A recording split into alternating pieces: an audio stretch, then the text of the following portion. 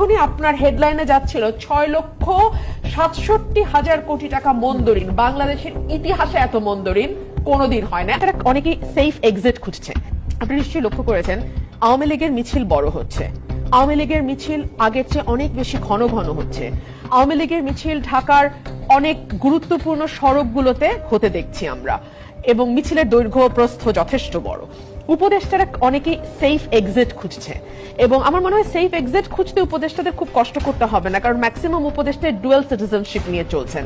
So তাদের একটা বড় অংশই দেশের বাইরে অটোমেটিক্যালি চলে যেতে পারবেন, এবং শুধু দেশের বাইরে তো না, বিশ্বের শ্রেষ্ঠ দেশগুলোতেই তারা আবারও ফিরে যাবেন।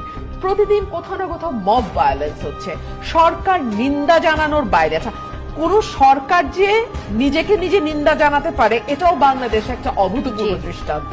আমরা কিন্তু তার বাইরে সরকারকে কোনো কার্যকর পদক্ষেপ নিতে দেখি নাই।